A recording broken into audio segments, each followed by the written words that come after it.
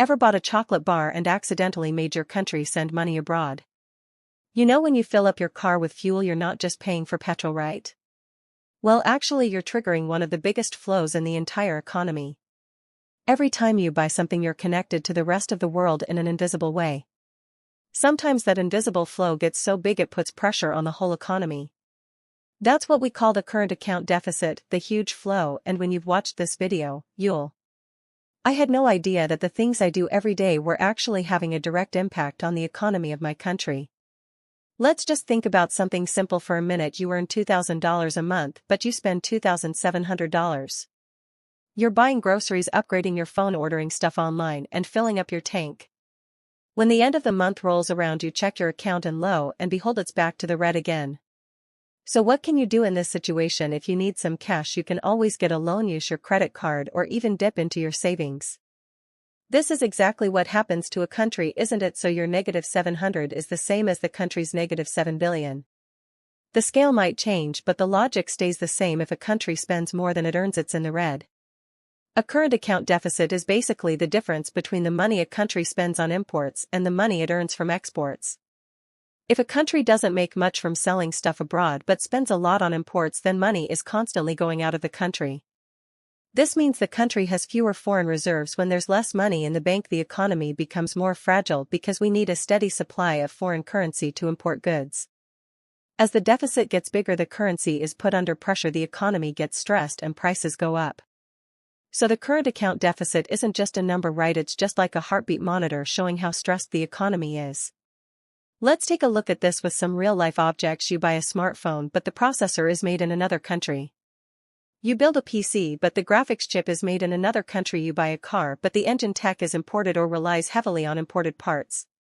You grab a chocolate bar, and you should know that the cocoa is imported. You like your coffee, right? Well, the beans are imported. You fill up your tank with imported fuel. Whenever you use these things, a bit of foreign money leaves the country. You can't damage the economy on your own, but when millions of people do it every day, it creates a huge flow. So when you add up all those little outflows, you get the huge number we call the current account deficit. When the current account deficit gets bigger, demand for foreign currency goes up. When demand goes up, the exchange rate goes up too, and so do the prices.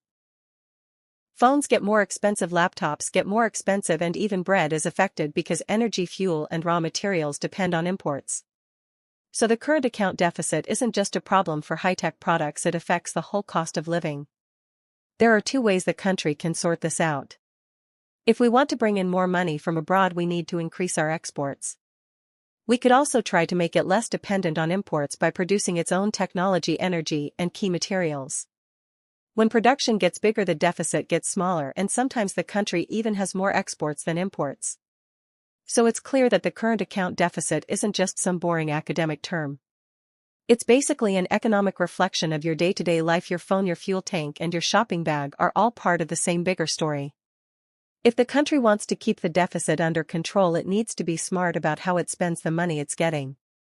Using foreign money for tech, education, and production investments can help balance the budget and even boost future growth.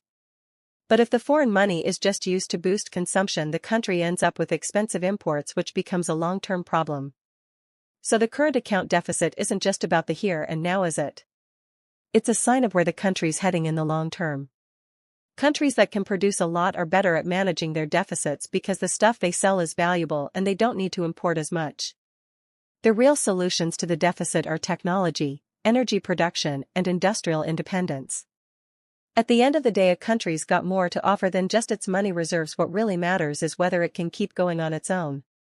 The current account deficit is a pretty clear sign of how strong or fragile that ability really is.